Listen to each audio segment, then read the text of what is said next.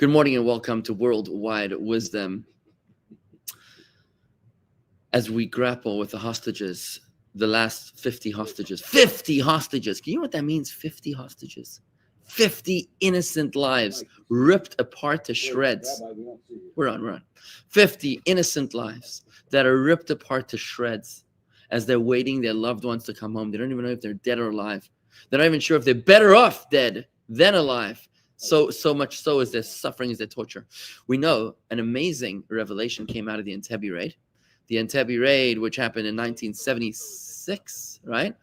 July, actually, 1976, when the Rebbe made an observation that every single one of the 100-plus hostages had a problem with their mezuzahs in their homes. Either all of their mezuzahs were not kosher, or some of their mezuzahs were not kosher. And the Rebbe observed that the mezuzah is not merely a identifying mark for a Jewish home. The mezuzah is actually a protection for the Jewish person. Because to be a Jew, it says in the Medrash, is to live a very precarious life, is to live life on the edge, where the Medrash says that a Jew is a sheep surrounded by 70 wolves. The only way that the sheep is able to survive the 70 wolves is through the intervention and oversight of the shepherd. In exactly the same way, the Jewish people are able to endure, to survive the animus and the multitude of their enemies is through the intervention of the shepherd, through God Almighty. How do we invite God Almighty? Only through the mezuzah. That's the purpose of the mezuzah. The mezuzah is there in order to protect us. There's a beautiful story in the Gemara. The Gemara in the Jerusalem Talmud, it says that there was a Persian emperor. His name was Artavan. You ever heard of this guy? Artavan, the Persian emperor. He sent a gift, a precious jewel, to Rabbi Yehuda the prince. Okay, very nice. What would you do if the king sent you a gift?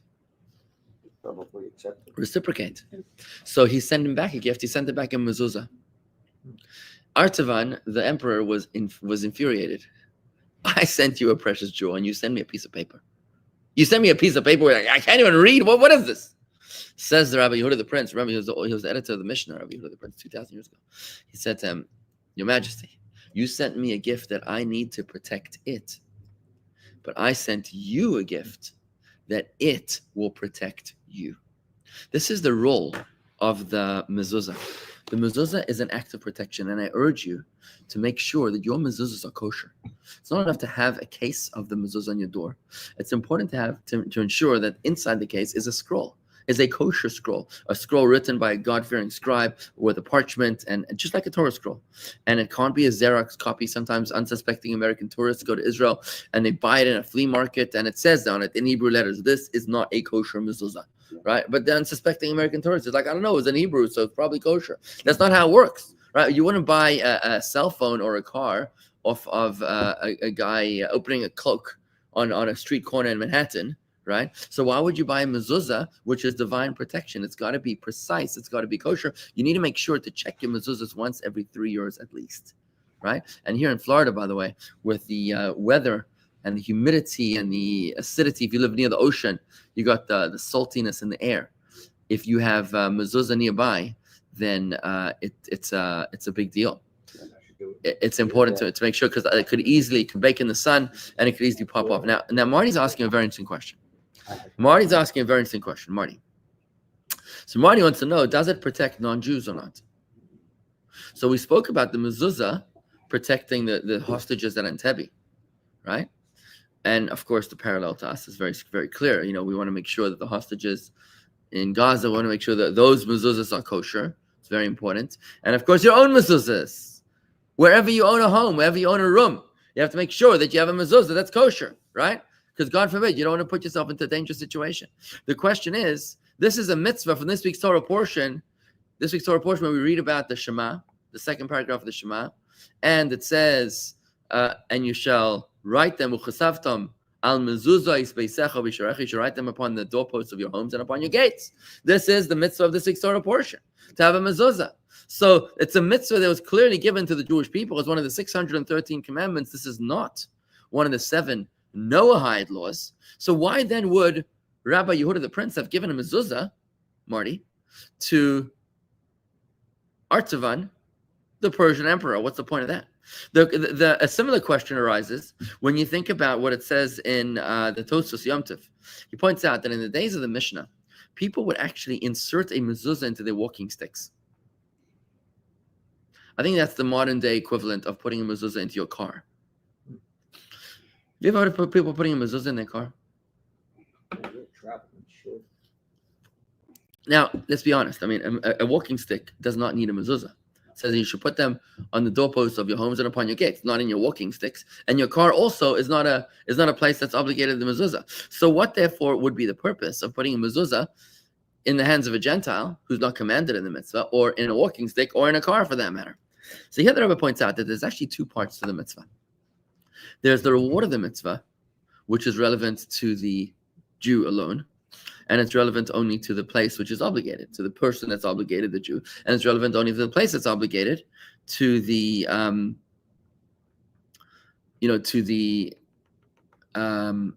to a house, not a walking stick, right? So, for example, it says about the mezuzah, there's a reward that you'll live long. So it says about the mezuzah that if you live long, the man your days and the days of your sons will be lengthened. This is the reward of the mitzvah. However, there's a second component to the mitzvah, which is the inherent value of the mitzvah, the essence of the mitzvah, of the act, and that's got nothing to do with the reward. It's got everything to do with the essence of what's going on. Tosfos explains that what is a mezuzah? The word mezuzah means zaz mavet, death, move away, repels death. Zaz mavet is mezuzot, repelling death. So whether or not you're commanded in the mezuzah, the mere presence of the mezuzah is a death repellent. It's a negativity repellent. Whether or not you're obligated, you could be a Gentile, you could have it in a car, and still it would be repelling the negative energy, right? And based upon this, the Rebbe explains that even when you don't have an obligation to the mitzvah, if the mezuzah is actually a kosher mezuzah, it's still got some degree of protection that it brings to you. And that's the reason why Rabbi Yehuda the Prince sent the mezuzah to the king of Persia. And that's the reason why they would put the mezuzahs in their walking sticks, because there is some degree of protection in a mezuzah, no matter where it is. In Egypt, if the Egyptian put blood on its door, did the angel of death go over that? Oh my gosh, what a great question. So in Egypt, when they put the blood on their doorposts, which seems to be some sort of a precursor to the mezuzah experience, so clearly that repelled negativity. It was the Passover story when the Jews painted the Paschal lamb's blood on the doorposts of their homes. That's when that's when God passed over their homes in the striking of the firstborns, right? So the Rebbe extends it one step further to say, from here we understand that not only when they have a kosher mezuzah, but even when you have something which is reminiscent of a mezuzah, or even if you're just talking about the mezuzah, right? Or you're learning about the laws of the mezuzah, it still has some degree of protection for you as well. That's why it says in the Gemara, in Gemara Menachos, it says that in the house of the king Munvaz, they did some sort of a mezuzah memorial, in doors that were not necessary to have a mezuzah, because that too brings protection, right? From here we learn how important it is to ensure that you have a kosher mezuzah in your home, in all of your homes, right? If you have more than one home, if you have more than one room in your home, if you have more than one doorway in your home, you should make sure that every doorway should have a kosher mezuzah. It's well worth the investment. Think about it. For under $100, you're able to bring God Almighty into your home, into that room. Is that not a good deal? I mean, you think it's like $10,000, $100,000. You think you have to sign away your firstborn for this, But no, for under $100. Now, if the mezuzah is under $10 or under $20, chances are it's a Xerox copy, it's a photocopy, and you're overpaying for it. It should cost you no more than 2 cents right? If it's a kosher mezuzah, it means that somebody, a scribe, a trained scribe, sat with a quill and a parchment, and it took them like a day's work to write it. So it's quite shocking that it costs that little, less than $100 to be able to write a mezuzah. There is actually a Chabad house in New Jersey I saw that just got the Guinness Book of Records of the largest mezuzah in the world. It's like 8 feet tall or something. When you go to Israel, when you come into the arrival hall in Israel, when you go down that ramp to arrive into Israel, there's this huge mezuzah. It's about 4 feet tall. It's pretty cool. What's What's your question? Can you have a mezuzah with you when you travel? Would that be like Can you have a mezuzah with you when you travel? Yeah, you could. You could take one with you. Why not? You don't have to put it up, but take it with you. Keep it with you in your possession. Take the helmet. Exactly. Take it to Hillen with you as well. Take a prayer. Take it to Tefillin. Most important, take it to Tefillin. Remember, you laid Tefillin on the side of the road over there in Wyoming or something, right? The Zohar. Let me just conclude by saying this. That's right. Beautiful. Wow. Let me just conclude by quoting the Zohar. The Zohar is the book of the Kabbalah. We have it here, right there, the yellow one. The Zohar says that about the mezuzah. It says the verse, God will protect your going and your coming from now and for all time. This verse from Psalms 121. God will guard your going and coming from now and all time. The Zohar says this is the mitzvah of the mezuzah. The purpose, the Zohar is explaining that the mezuzah doesn't only protect you when you're inside the room. It protects you from when you leave the room until when you return. I want you to understand what that means. So in other words, the hostages at Entebbe were directly impacted by their own mezuzahs. Let me just finish this point. So, what? 6.5 feet. Thanks. So the hostages at Entebbe were directly impacted by their own mezuzahs. Why? Because the mezuzah doesn't only protect you when you're inside the room, it protects you when you're not in the room as well. And let me conclude with an amazing story. Thank you, Kristen, for your wonderful information studies each morning, and thank you for recommending Chayenu. I absolutely love it. Kristen, I think you're in New Mexico, right? Amazing. Let me conclude with an amazing story, guys. So this story goes about the beginning of the Palestinians are famous for importing, for innovating.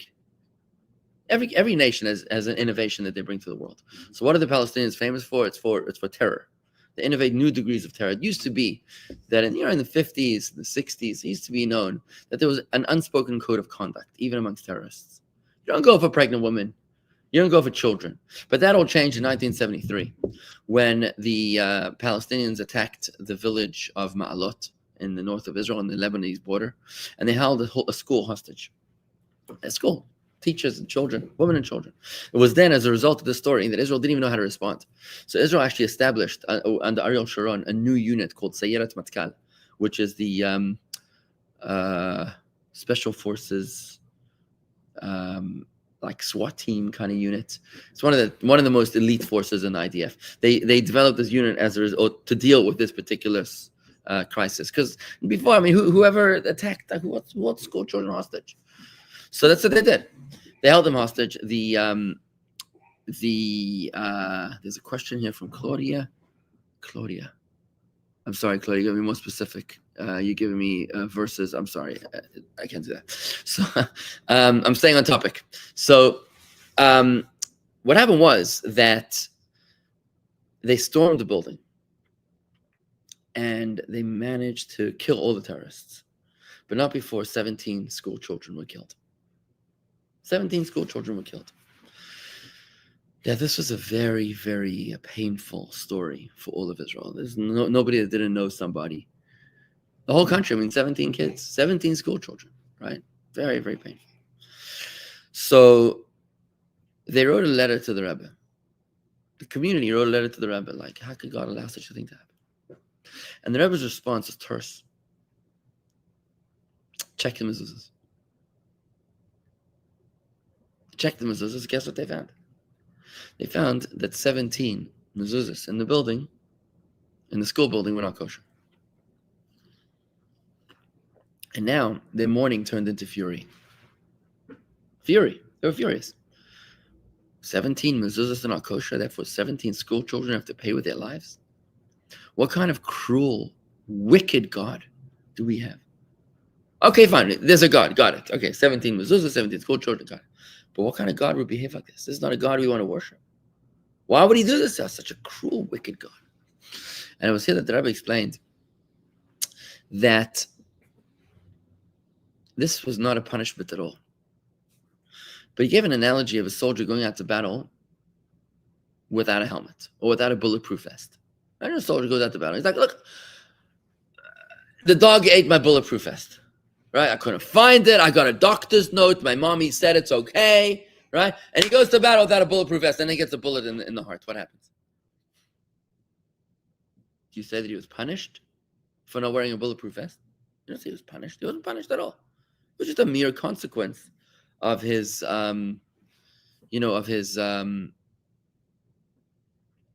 negligence, right? Negligence. You don't protect yourself, then you're gonna suffer the consequences. In exactly the same way that Rebbe said the Jewish people are a sheep surrounded by 70 wolves. We live in very, very dangerous circumstances, no matter where we are.